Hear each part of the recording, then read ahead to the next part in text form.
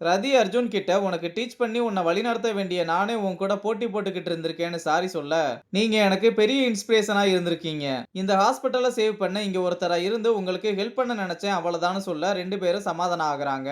இங்க சோனி ரீனா கிட்ட உங்க அம்மாவை பார்த்துட்டியா, அவங்க எப்படி இருப்பாங்க, நீ தான் உங்க பொண்ணுன்னு சொல்லிட்டியா, என்ன சொன்னாங்கன்னு கேள்வியா கேட்க, கொஞ்சம் இருடி ஏண்டி இப்படி கேள்வியா அடிக்கிட்டு போறேன்னு பேசிக்கிட்டு இருக்க ரதி வர்றாங்க.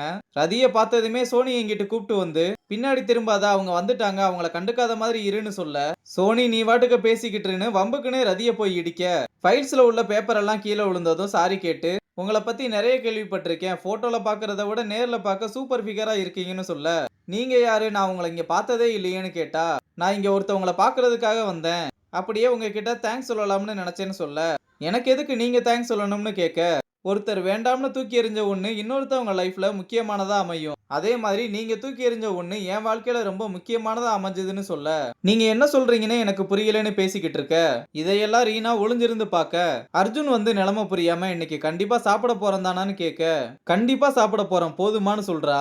அப்போ எங்க அப்பாவை கூப்பிட்டு வந்தா ஓகேவான்னு கேட்க ரீனாவும் சரின்னு சொல்றா.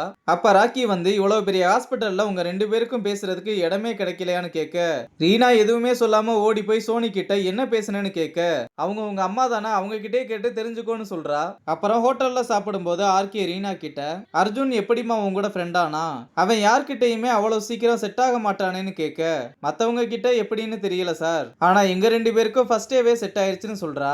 அப்ப குணா ராக்கி கிட்ட நீ நல்லா சாப்பிடு, அதுக்கு தானே வந்தேன்னு கிண்டல் பண்ண, ரீனாவும் அர்ஜுனும் கண்ணாலையும் ரொமான்ஸ் பண்ணிக்கிட்டு இருக்காங்க.